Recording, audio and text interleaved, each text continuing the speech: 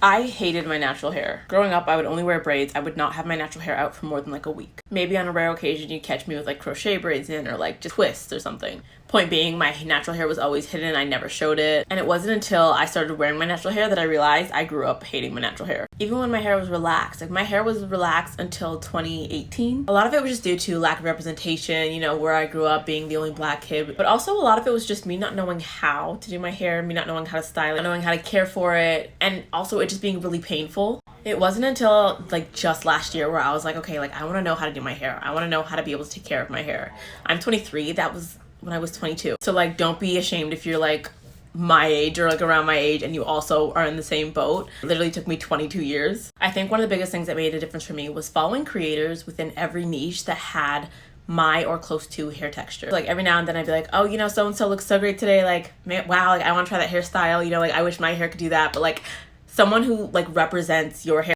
I get a lot of comments of people being like, oh my gosh, like I'm so glad to see like my hair type being represented, where I think that's just so important. Even when it comes to like protective styling, like it's helpful if you're using like kinky straight textures, switching up the lengths, like stuff like that, just like being comfortable within your like texture and length. And then like when you start to get playing with your hair, you're like, oh, it's not that different. When it came to styling, patience was like the number one thing that made the world of a difference. Also being, I'm not gonna say realistic, but like that's when like the representation is important, because it's like if I go follow someone who has a completely different texture than me, that hairstyle that I want to try is not gonna come out the same. And I'm not saying it's like a 0 to 100 process. Like you're not gonna be like, oh, like I hate my hair, to like, oh, I love it within like 24 hours. It's been a year for me, and even I get caught up in sometimes being like, oh, like I forget how to do my hair, like I don't know what to do with my hair, or oh, I'm going to an event, like I have to put on a protective style or like throw on a wig, which is like, no, like I know how to style my hair and I like the way my hair looks and styled. Recently, like I've started wearing my hair to like events and like just like wearing my hair, like, you know, the more you do it, the more you love it. Like that's what happened for me. Also practicing styling your hair when you have nowhere to go. So if the style doesn't work or didn't come out how you want it, it's okay. It's very much a trial and error process. If you need styles, if you need inspo, my page is always here. You can also recommend styles for me to do, and I will be more than happy to try them out for you.